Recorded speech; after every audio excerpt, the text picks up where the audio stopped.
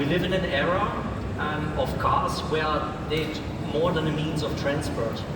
So they are rolling computers, steered by apps, communicating with public infrastructure, so it's more a mean from getting from A to B.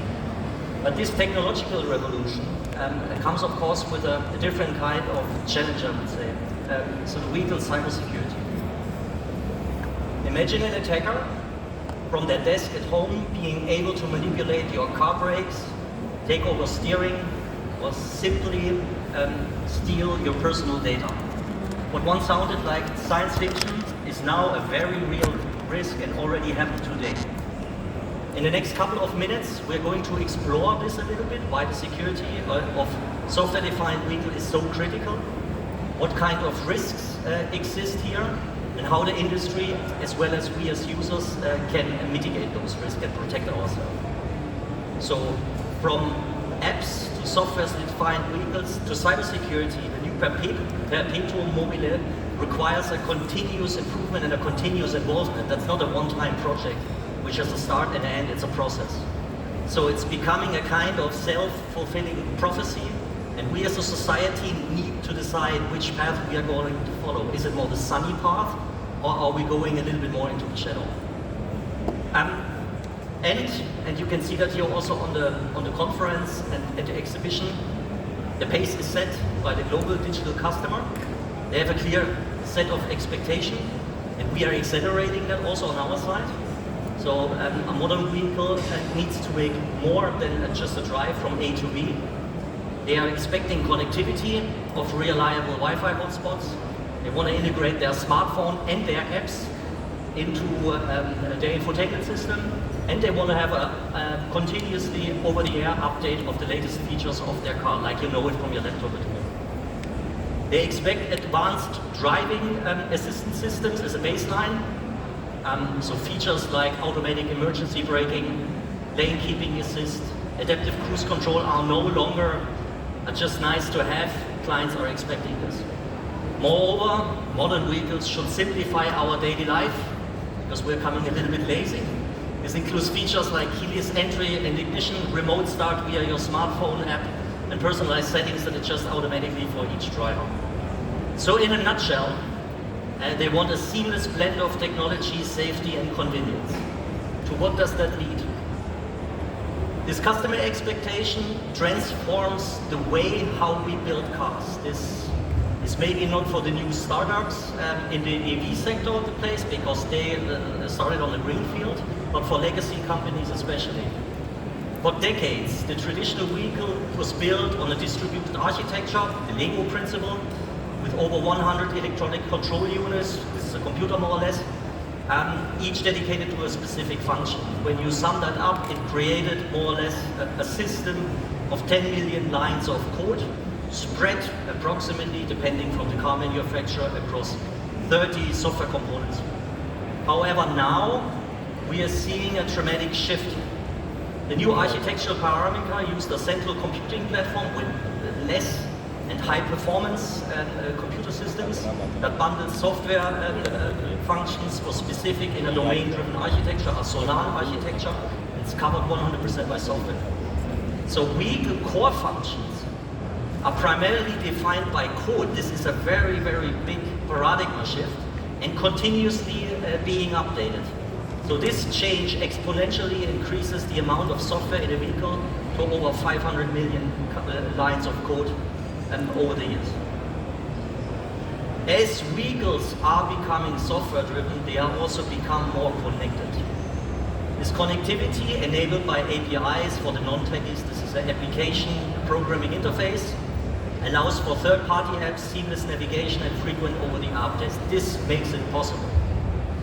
This is great, of course, from a user experience, and everybody likes that because it's improving your performance, your safety, and your client experience. But here's also a very, very big contradiction. Connectivity increases the attack surface, and by this comes greater cybersecurity risks. The increased reliance on APIs for functionality dramatically raises the stakes for security. In 2024 and 2025, security breaches discovered and exploited numerous vulnerabilities in software and hardware components, such as LiDAR sensors, cameras, radars, high accuracy positioning hardware, OEM companion apps, and so on. Data shows that 85% of attacks were launched from distance, meaning remotely from a desk at home. So that means physical security measures and so on are no longer valid anymore. We've also seen a significant increase in API-related attacks, which accounted for 66% of all attacks. This includes topics like data security, so 60% of all cyber attacks are related to data protection. Stolen data can range from vehicle and client information to sensitive company data, and I'm showing you later this is a profitable business case for an attacker.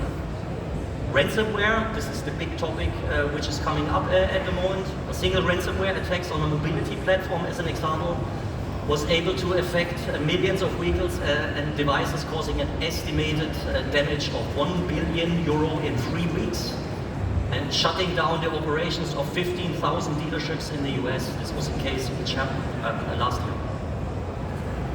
So the threat landscape is complex, and it extends far beyond simple data theft. We have service disruptions, meaning an attack disables key functions, leaving our customers stranded. Second, data privacy breaches. Hackers steal sensitive data, leading to secure privacy violations. Fraud. Cyber attacks commit financial fraud by manipulating payment systems and account credentials of vehicle-related accounts. Vehicle theft. Hackers unload the car remotely and start the vehicle. Car system manipulation. Attackers manipulate the car systems, infotainment, core functionalities, and so on, in heavy fines and creating an unsafe driving experience. Policy violation. A security breach leads to a violation of policies and regulations, resulting in damaging financial topics. Location tracking. So the vehicle's location data is accessed and misused by an unauthorized user and leading to serious security and privacy concerns. And last but not least, the control of vehicle systems, so a hacker can take over the control over certain functions like the steering or like the acceleration, the brake, and turning the car into a potential weapon. So, as I'm going to say, this is a serious issue, and these consequences directly impact our customers' safety, our brand reputation, and OEM's financial stability. So addressing these vulnerabilities is no longer an option, and it's not a matter of the regulation what the state is publishing, it's a necessity. And to understand a little bit the logic behind, it's important to understand what is driving this. So as a result of this hyper connectivity, the attack threshold to do that is lowered exponentially. This leads to a wider range of potential cyber attacks, and all those two drivers are lowering the costs for a potential attacker to execute such an attack to a very minimum, and this motivates attackers to do that. So a crucial thing is the technical feasibility, meaning API connectivity between the communication of backend clouds and the car infrastructure. Software-defined vehicles and autonomous technologies enable remote access. This is a motivation for an attacker to attack cars like that. And of course, AI plays here an important role because they can automate their attack processes and it's easier for them to execute that. Ransomware as a service and data exfiltration is easy to execute and provide considerable financial benefits. The examples happened during the last 12 months. And our IT security teams and the security teams, to be very frank, at the moment they are overwhelmed by the regulations and by the compliance topics, what they are driving, and this is the defense, what they are facing. So in sum, all of that, this is a profitable business case for an attacker to do that. And the actual truth is, it's not only about the vehicle. So the topic is by far more complex. So consider the future of our cities. It's a network of electric vehicles, smart charging stations available, which are built everywhere, and we have an interconnected public transport system. the entire system of that what we're doing together is communicating with each other, and of course that causes vulnerability. And a single point of failure can have a cascading effect. So for example, an electric vehicle, charging it as an EV surging system is infecting the local or even the national power grid. The V2X communication between cars, traffic systems and road infrastructure, each of them is a potential entry for an attacker. Telematics and diagnostics, a successful attack here could compromise an entire fleet and giving hackers control over vehicle functions and access to sensitive data on a massive scale. So what I'm saying here is that the lines between automotive security, energy security and national security are blurring. We are not just protecting cars anymore, we are protecting the entire infrastructure that our future cities depend on. And keeping all this in mind, the costs are shifting dramatically. And the transition to software-defined vehicles is a paradigm shift that is transforming the entire cost infrastructure of the automotive industry.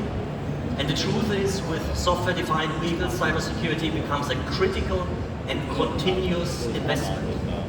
Vehicles are no longer as isolated, but are part of a continuous connected system, and thereby security management becomes an ongoing cost factor.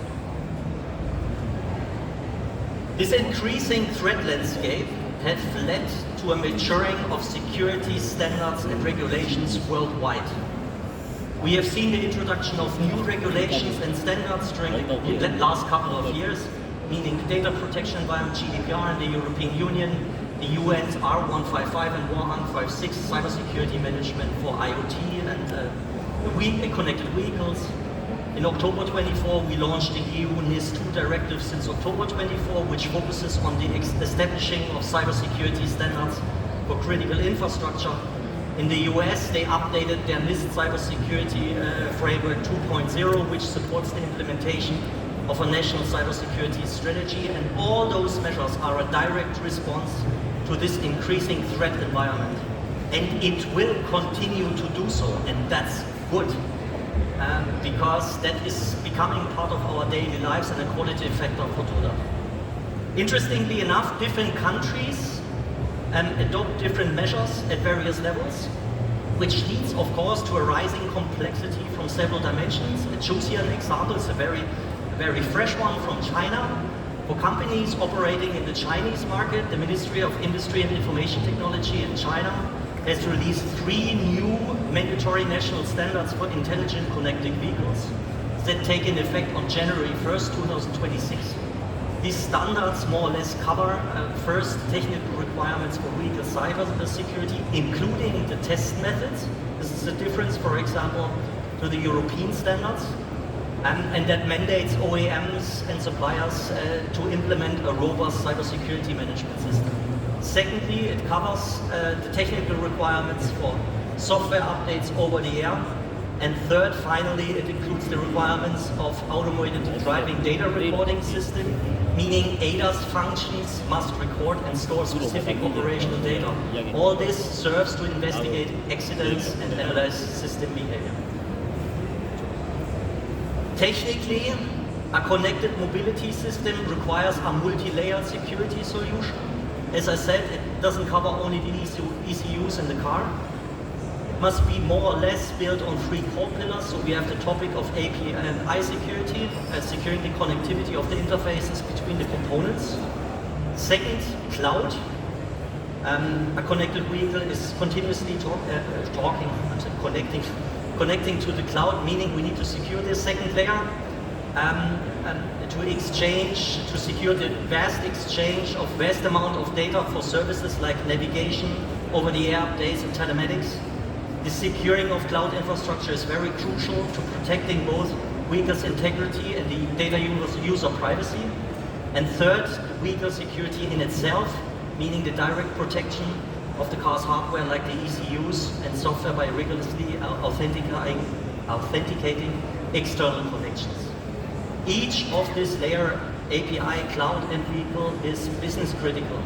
So a weakness in one layer can compromise the entire system. This strategy requires a collaborative effort of several stakeholders. So it's not only managed by OEMs, and that will keep our vehicles and our business safe for the future. Especially since July last year, with the second step of the R155 and R156, OEMs must implement their VSOC roadmaps to enable large-scale risk mitigation. This roadmap has 4 levels of maturity, each building on the last. So first of all, you are establishing the R155 and R156 compliance management in the security environment and provide more or less a basic cybersecurity management system. Second, we are automating these processes together with traditional IT security in order to fasten our response processes and treat upcoming incidents faster and more efficiently. Level third is, of course, the enablement of Gen AI. So here, the power of artificial intelligence is also leveraged in the cybersecurity environment by incorporating generative AI. We can move beyond manual analysis. Gen AI has the capability to analyze vast amount of data before the vehicle fleet to identify sophisticated attack patterns, intrusion detection, for example, and even predict potential threats before they materialize. And finally, I personally believe in the future we will have autonomous robots who are following up in the detection, in the measurement and in the response autonomously and solving topics in advance before they materialize. So in summary, this roadmap is a path to building secure, resilient and proactive vehicle security operations, and it moves us from basic compliance as we're doing it today to an intelligent, automated and autonomous security model. Getting a little bit into the details and make an example, I brought here an example of what we are doing for a car manufacturer. I extracted here some information and anonymized them, of course. So to bring it here a little bit to life, this is a real-world example of a vehicle security operation platform in action. I'm showing you here and saying something about the data, what you can see. So from the left to the right, as you can see, the product platform includes a fleet size of today 40,000 cars. This is now a process of 2.5 years where we set it up. With the daily events, you see the security events what we're getting per day.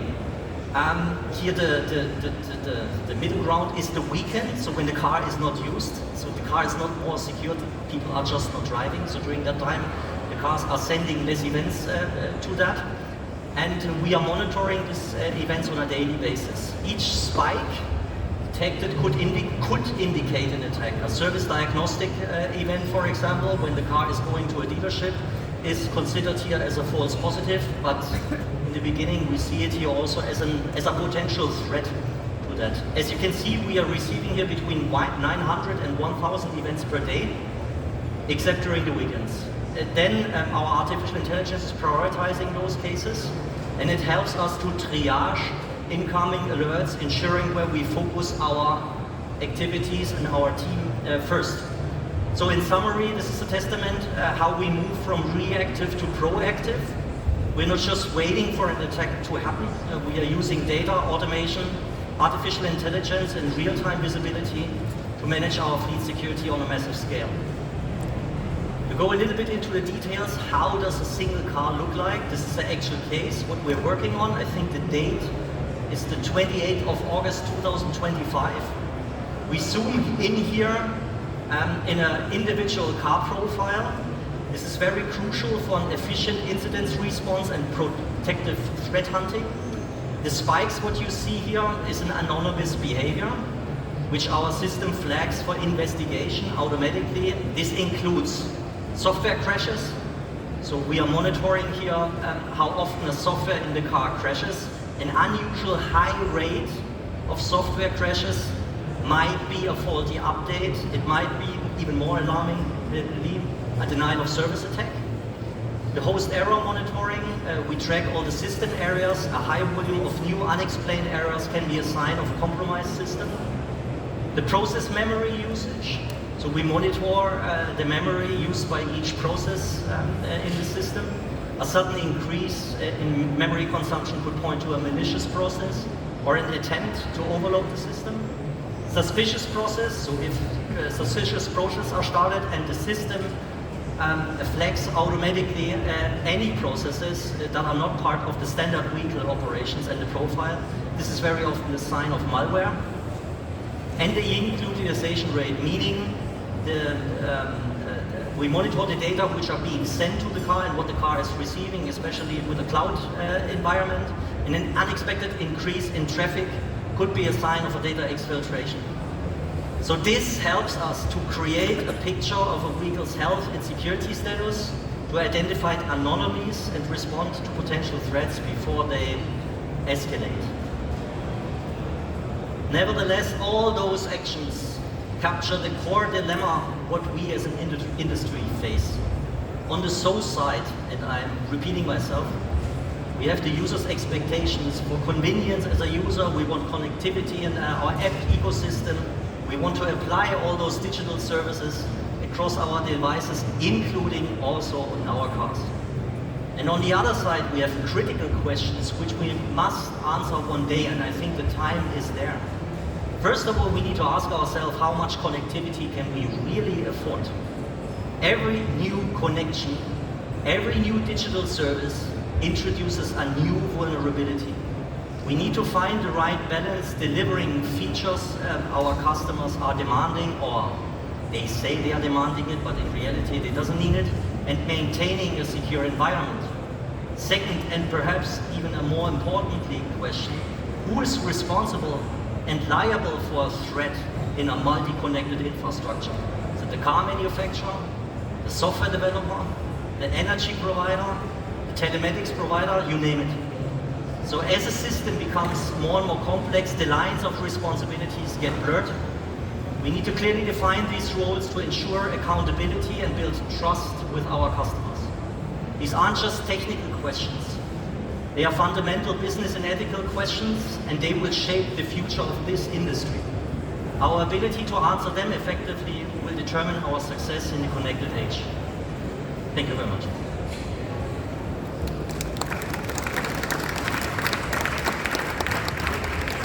I think we have 5 minutes left. I raised 2 questions here. I'm going back to the slide. Do you have anything to add? Or do you have a question or interest?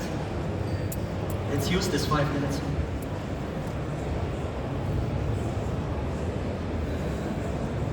Be courageous. So here's your backup. I actually have a question, because in advance, before your presentation started, I asked the audience if they feel 100% secure when it comes to using and updating apps inside a car. What is your opinion about that? Or maybe let me ask the audience first. Who thinks that there will be the day when we are 100% secure when it comes to IT things? Just raise your hand. 100%? Who would say never ever? Raise your hand. Just wanted to make sure that you're listening to me. Okay, so... No, there is no 100% security. We are just longering the time until the attack is happening. This is the task of cybersecurity and IT security. So is there any concrete advice coming from your side how companies can, well, due to the fact that... I mean, I think this is an emotional topic. So when you're, for example, let's make another example. When you are in banking and you are doing online banking, you don't have a problem with double opt-in, right? You don't have a problem because it's your money. In the car, I don't know, everybody has a problem with double opt-in. There is a reason why this is, in order to protect it. So I think that's why I think it's an emotional thing. So answer the question. Maybe we are getting back to the emotional state of cars, what we have been in the past, treat it like your bank account. I would say. Okay, so, all right, that was my question. There's the gentleman. Just a second, the microphone is on its way. Thanks. One question about the lifetime of the car. So thinking about 10 years, 15 years, all these new features built in the cars, with security or less security. What's your personal opinion about such a car built today or next year in 2040? I think the architecture of the cars needs to be heavily standardized. personally think that the Chinese manufacturers are here a very good example to do so, because that scales better in the future. I also believe more functionality needs to get out of the car. We're putting it into the cloud because it's easier to protect.